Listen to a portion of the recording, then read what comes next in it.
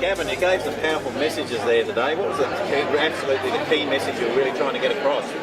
I think the key message is that boards and CEOs need to think through the decision processes in their organisations, and then making sure that they've got the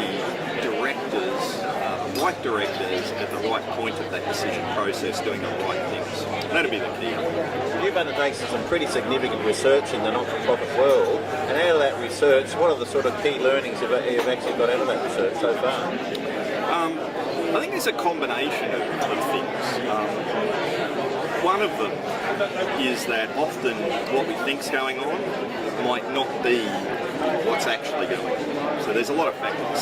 So for instance, sometimes you get the group of smartest people, put them in a room, you don't get the best outcome. There are other aspects of how they work together. And so thinking that through and what we're asking people to do is absolutely critical. And providing supports to help people do their job. And attitudes and characteristics and behaviours in boards at 2020, when it will surely be a different world in not-for-profits. Any thoughts there? Yeah, I mean, I think at that time, in 2020, a lot of it is a flexibility of director. By that I mean, yes, we all want directors who have their specialist areas, and that's what they bring, a frame of reference when they're looking at decisions. But I also think we want them to, at times, be naive and to ask those questions.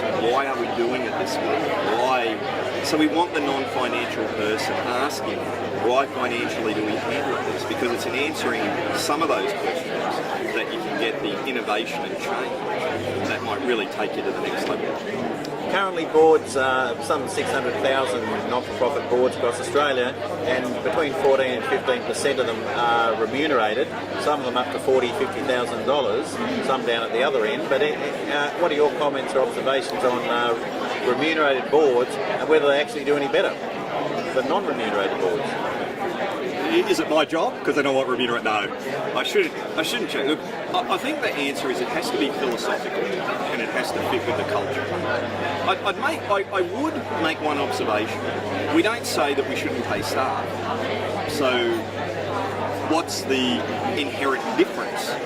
I think the inherent difference could be around the culture of the organisation and the modelling behaviour. So I think it might be important not to pay them. You then get into a question of how much, and I think we do have to be wary. I've seen lots of not-for-profits where, how can I put it, directors might stay past their use-by date because they were remunerated. So while you can get lots of positives, people are more accountable, they feel like they should be giving more, etc. There are potential negatives when you remunerate as well, and working that balance out for your organisation. The recent Better Boards remuneration survey revealed that some 95% of all directors who were paid, in fact, did not do a self-assessment of any form. Yeah. What's your experience in that field? Well, I mean, I know the general statistics that even that in listed organisations, 66% don't. So the trend doesn't surprise me. It's a general trend that I'd say that individual directors don't evaluate themselves. And by the way, that's with an ASX principle framework saying that they should be doing some form of evaluation. So I think it's something that is changing. I think the individual director assessment is the one probably most resistant to change, and I hope it's only a matter of time before we get those kind of changes. And the new national governance standard that may come through from the ACNC, what's your thoughts there? Let's wait and see it. It's very hard to have a thought without knowing what the specifics are. Hopefully, and there are some signals that it will recognise the diversity in the sector.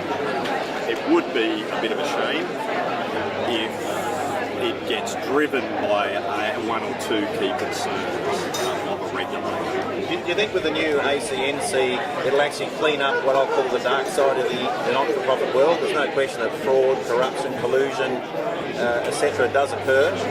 never spoken about, rarely spoken about in this industry. And in fact, there have been a number of high-profile court proceedings and jail, etc. But do you think ACNC will actually move on cleaning up some of those last remaining pockets of bad behaviour? Yeah, I mean, I really don't know. I mean, a lot of people would suggest so. I think there's an element to this that transparency, it can be a positive, and so it can help people find out the answers. But you still need someone motivated to actually do the looking, and that to me is the question surrounding the ACNC's work, etc. At the end of the day, you still need someone to be looking and having the concern. And a lot of times, a lot of not-for-profits face a challenge with a disengaged membership. And if there's no check and balance on the board, human behaviour suggests that without a moral compass, they can go awry. So. And in closing question, we're seeing a greater number of incorporated associations going to companies, and many of them where directors are members are directors, essentially a privately owned not-for-profit. What's your observations or research say there? Yeah, I mean, I haven't looked a lot at that trend in particular. I think you do need to be quite careful around having no check and balance on the board. I mean, that to me is problematic, and it can be a problem in the industry. But that's about engaging the members. I know some organisations have probably the opposite. They have pockets of membership that are too engaged at times for the broader purpose of the organisation. But yeah, I mean, if that is problematic and endemic, then we need a piece of legislation surrounding that problem. But again, hard cases make for bad law. So if it's one or two, what's the unintended consequence of the legislation? Gavin, thanks very much for your time. Thank you very much. Thank you.